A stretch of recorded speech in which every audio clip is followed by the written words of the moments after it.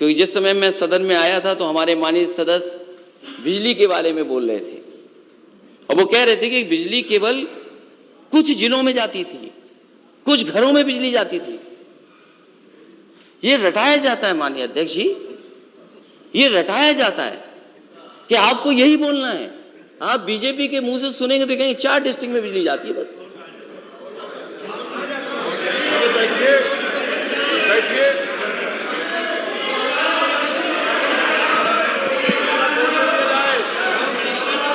नहीं, कोई बात नहीं।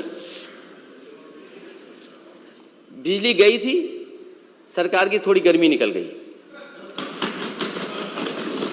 और अपनी गर्मी निकालने के लिए कुछ अधिकारी सस्पेंड कर दिए, उनकी गर्मी निकाल दी शायद।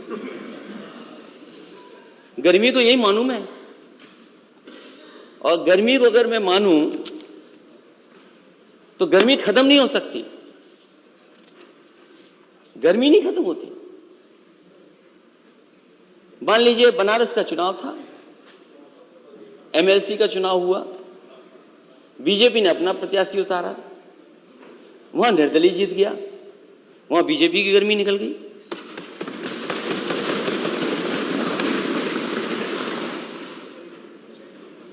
तो अगर मैं गर्मी मान लूं, एनर्जी साइंस का बहुत अच्छा कॉन्सेप्ट है।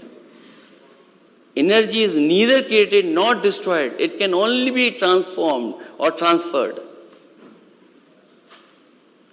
तो आपने एनर्जी निकाली, गुस्से में आप आते होंगे तो कहीं तो एनर्जी निकालेंगे आप।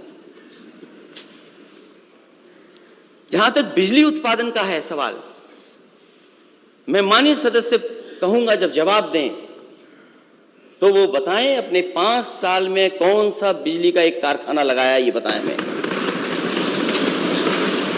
और मैं on the floor of house कह रहा हूं अध्यक्ष महोदय, मैं सरकार से कहना चाहता हूं, पूछना चाहता हूं कि 5 साल पहले और आपके 5 साल में उत्तर प्रदेश को कितनी बिजली बढ़ाई है।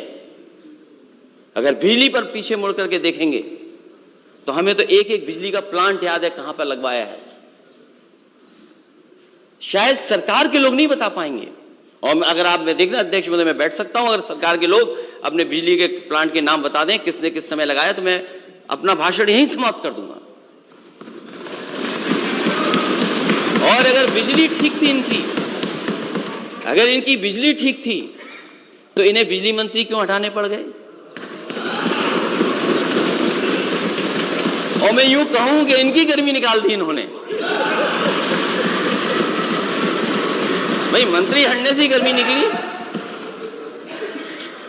ये खराब शब्द नहीं है, अब अच्छा शब्द हो गया। ये शब्द कौन इस्तेमाल कर रहा है, वहीं से एनर्जी पता लग रही है।